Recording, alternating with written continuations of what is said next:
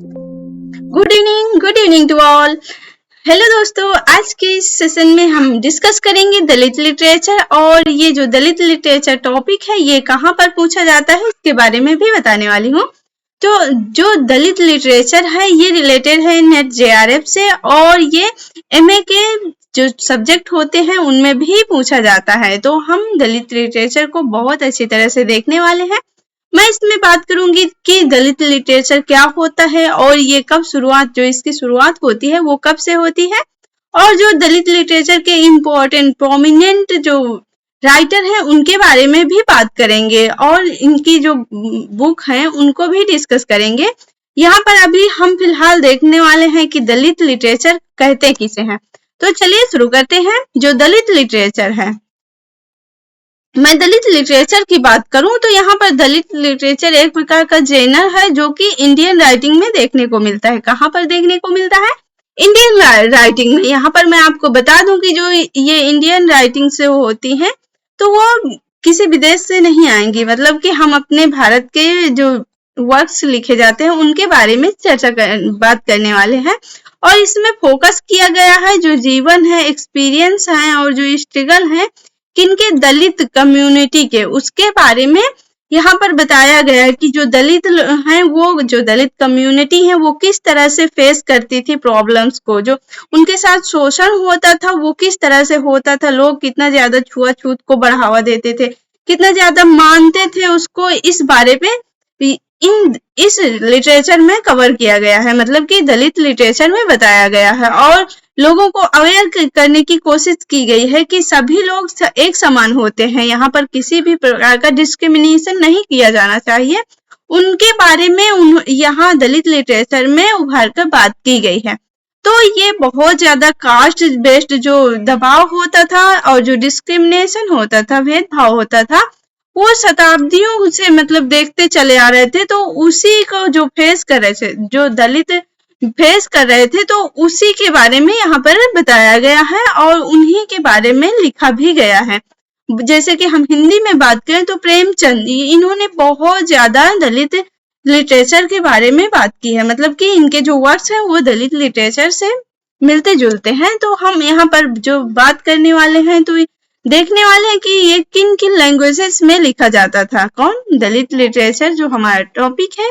तो यहाँ पर मराठी सबसे ज्यादा, महाराष्ट्र में दलित लिटरेचर के जो राइटर हैं वो देखने को मिलते हैं, क्योंकि वहां पर एक बहुत बड़ा जो मूवमेंट चला था, आंदोलन चला था, जिसका नाम था पैंथर मूवमेंट, वो महाराष्ट्र में चला था। यहाँ पर जो लैंग्वेज है वो मराठी लैंग्वेज में दलित लिटरेचर लिखी जाती थी, और यहाँ बंगला जो लैंग्वेज है इसमें भी लिखा गया है।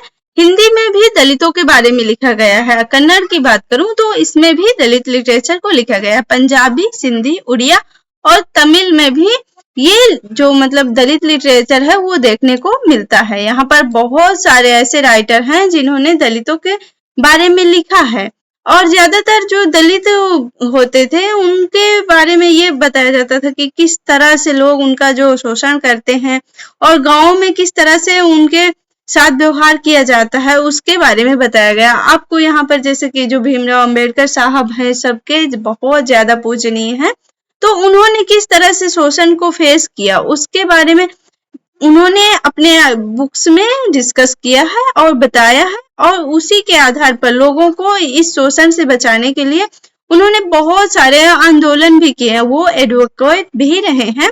तो अब हम बात करते हैं लिटरेरी फॉर्म्स की, कि जो दलित लिटरेचर है वो किन किन फॉर्म में लिखा गया है। तो यहाँ पर जो लिटरेरी फॉर्म्स है वो बहुत सारे हैं, जैसे कि प्रोज, पोएट्री, ड्रामा। ये जो लिटरेरी फॉर्म्स होते हैं उनमें सभी में दलित लिटरेचर को लिखा गया है। जो मेन है मैं उनके बारे में चर्चा करती हूँ। पोएट्री भी देखने को मिलती है दलित लिटरेचर की, और यहाँ शॉर्ट स्टोरीज, बहुत सारी ऐसी शॉर्ट स्टोरीज हैं जो दलितों के बारे में हमें बताती हैं। और प्रोज ड्रामा की बात करूं, यहाँ पर प्रोज और ड्रामा की बात करूं तो बहुत सारे ऐसे ड्रामास भी देखने को मिलते हैं, ऐसे प्लेस हैं जो दलित के बारे में बताते हैं। जबकि अब बहुत मतलब ये जो चीजें हैं ये कम हो चुकी हैं, लेकिन जो 20th सेंचुरी में 20th सेंचुरी थी उतने समय ये बहुत ज्यादा देखने को मिलता था। लेकिन अब कहूं तो कहीं ना कहीं हम भारतीय हैं, इस बात की जो ये बात है, ये सामने निकल कर आती है कि सभी लोग अपने अपने कार्य में व्यस्त रहते हैं और सभी को समानता से देखते हैं। ये कर सकती हूँ। तो यहाँ पर मिड 20th की बात करें तो जो दलित लिटरेचर की शुरुआत हुई है, स्टार्ट कब से हुआ, वो मिड 20th सेंचुरी से हुआ और इसे बोलेंगे कॉलोनियल एज या फिर post colonial age. English literature में इसे colonial and post colonial age के अंतर्गत रखा गया है। अब जो इसकी शुरुआत की है वो कौन से ऐसे राइटर हैं जो दलित लिटरेचर की शुरुआत करते हैं, किनका ऐसा वर्क था उसमें देखने को मिलता है। तो यहाँ ज्योतिराव फुले जो कि गुलामगिरी नाम की एक बुक लिखते हैं, उसमें दलितों के बारे में लिखते हैं कि उनका जो शोषण हो रहा था वो किस तरह से हो रहा था। तो उसी इस जो गुलामगिरी बुक है इसमें बताए हैं ज्योतिराव फुले ने। और ये बुक कब पब्लिश हुई, तो ये 1873 को पब्लिश हुई थी। दलित लिटरेरी मूवमेंट के बारे में बात करूं तो जो बहुत ज्यादा फेमस और इम्पोर्टेंट है तो वो है पैंथर मूवमेंट, जो कहाँ हुआ था, महाराष्ट्र में हुआ था। तो इसे बोलेंगे दलित पैंथर मूवमेंट, जो कि महाराष्ट्र में हुआ था। ये बहुत ज्यादा फेमस मूवमेंट है।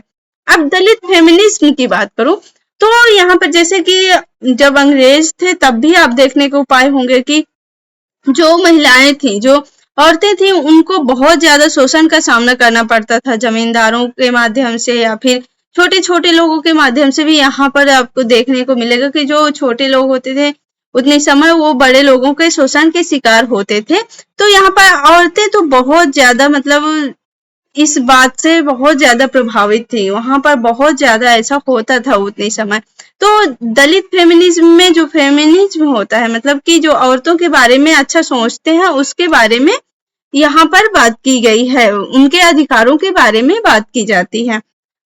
और यहाँ पर मैं कुछ प्रोमिनेंट जो राइटर हैं दलित लिटरेचर से उनके बारे में बात करूं तो ज्योतिराव फुले पहले ऐसे मतलब राइटर हैं, आप ये बोलेंगे कि जिन्होंने दलितों के बारे में कुछ सोचा, उनके बारे में लिखे, उनके बारे में सभी लोगों को अवेयर किया कि हम सभी एक समान है, जैसा कि हमारे संविधान में भी दिया है कि किसी तरह का किसी भी पर्सन का कोई शोषण नहीं होना चाहिए। तो ये तो बात की बात है कि जब संविधान बनता है तो सभी को समान अधिकार दिए जाते हैं, लेकिन इसके पहले जो शोषण होता था उसके बारे में इन्होंने लिखा है। अब डॉक्टर भीमराव अंबेडकर जी के बारे में बात करूं तो ये तो बहुत ज्यादा मतलब इनके साथ खुद ही इतना ज्यादा शोषण हुआ था कि इन्होंने कहा नहीं, जो ऐसे सभी के साथ ऐसा नहीं होना चाहिए, सब लोग एक समान हैं। तो ये एडवोकेट भी रहे हैं दलितों के। अब बात करती हूँ कि जो उर्मिला पवार हैं, ये भी कौन थी, राइटर थी, कौन, दलित लिटरेचर की। बेबी कैमले की बात करूं तो बहुत ज्यादा फेमस, ये जितने भी इम्पोर्टेंट राइटर मैं दी हूँ ये बहुत ज्यादा फेमस राइटर्स में से हैं। अर्जुन डांगले की बात करूं तो ये महाराष्ट्र से रिलेटेड है। ये मतलब ये जो पैंथर मूवमेंट हुआ था इसके संस्थापक में से एक थे। जब पैंथर मूवमेंट चला था तो जो उतनी समय एक्टिविस्ट थे अर्जुन डांगले, इन्होंने बहुत अच्छे से पार्टिसिपेट किया था और यूथ को सामने लाया था कि दलित जो ये मूवमेंट है इस पर पार्टिसिपेट करें।